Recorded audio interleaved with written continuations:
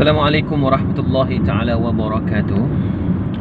Alhamdulillah, syukur kerana kita masih diberi ruang, peluang dan kesempatan kali ini untuk meneruskan lagi kelangsungan kehidupan kita sebagai manusia yang dipinjamkan hanya panca indera, nafas dan sebagainya, insyaAllah.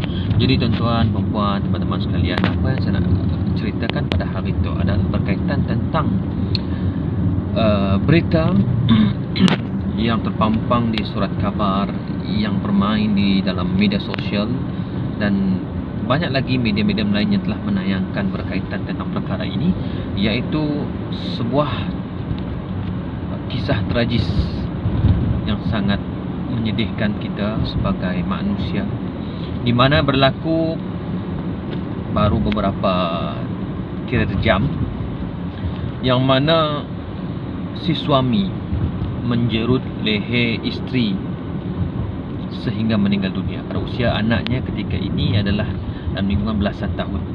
Okey, itu pokok ceritanya. Saya tak nak anda berfikir secara sempit dan berfikir secara terbuka. Apa yang nak saya sampaikan, saya bukan nak menghukum mana-mana pihak ataupun nak mengatakan ni sebagai tidak. Cumanya kita berfikir untuk diri kita sendiri supaya kita boleh mengelak dan boleh menyegerakan perasaan kita ni untuk relax. Okey, kenapa perkara ini boleh berlaku?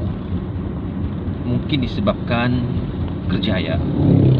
Sebagai contohnya, seorang isteri mempunyai kerjaya, dan manakala seorang suami tidak mempunyai kerjaya ataupun pekerjaan lah, dalam erti kata lain, kerjaya tersebut. Jadi bila seorang isteri merasakan bebanan kerja banyak kepada dirinya, sedangkan hakikat nafkah dan sebagainya adalah di pihak suami, jadi perkara ini menjadikan satu masalah kepada ruang lingkup keluarga.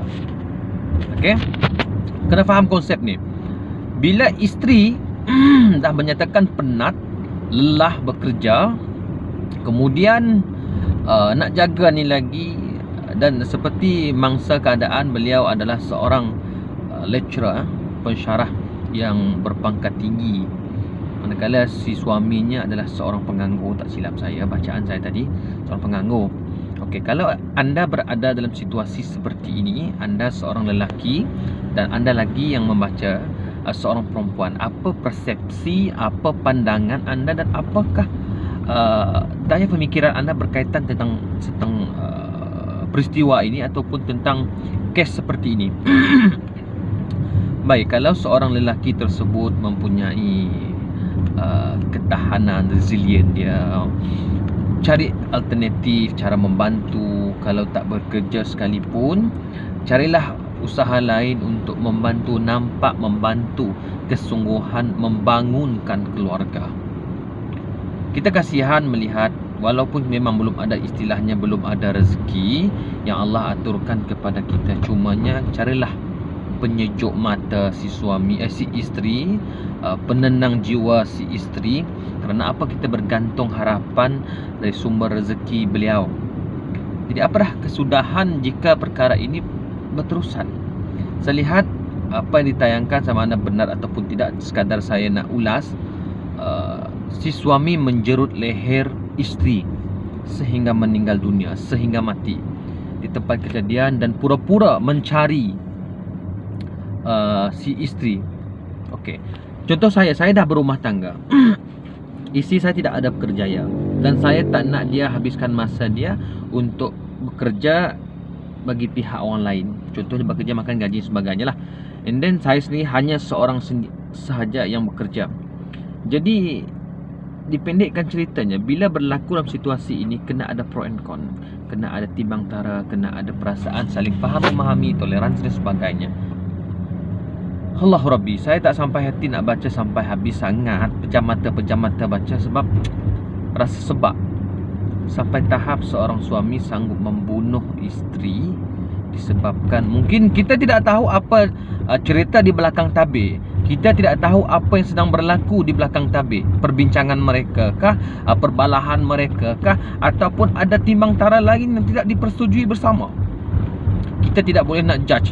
Dan kita sebagai netizen, kita sebagai pembaca yang tidak berada dalam situasi si isteri, si suami, kita jangan nak menuduh sebagainya. Takut nanti ada elemen-elemen psikologi macam mental disorder kah, ataupun depressed kah, ataupun apa-apa penyakit yang berkaitan benda ni jadi masalah kaunseling lagi. Jadi saya sarankan kepada para lelaki di luar sana, sebagai seorang lelaki, harus bagi kita mencari apa sahaja bidang kerja yang boleh bagi kita untuk mendapatkan sumber rezeki secara halal. Inna halalan bayyin wal harama bayyin. Carilah sumber rezeki itu supaya si isteri pun ada perasaan. Kalau dia penat lelah bekerja di luar, sampai di rumah buat kemas ni lagi, sapu ni lagi, jaga anak lagi, apa sebagainya, masak kan. Jadi orang akan rasa fed up, give up. Asyik aku je kerja, si suami sepatutnya dia yang kerja, aku yang kerja buat hal semua ni, buat pinjaman semua ni, aku yang tanggung beban. Ini melakukan menjadikan ketidakadilan dalam rumah tangga. Jadi sekali lagi saya sarankan, saya pesan kepada diri saya sendiri dan kepada semua para lelaki dan perempuan di sana, di luar sana, ayuh kita bersama saling mendalami, memahami apa yang sedang berlaku, ambil pengajaran, ambil intipati yang penting daripada perkara yang berlaku ini. Saya harap tuan-tuan perempuan boleh berfikir secara baik dan jangan terus menuduh sebagainya.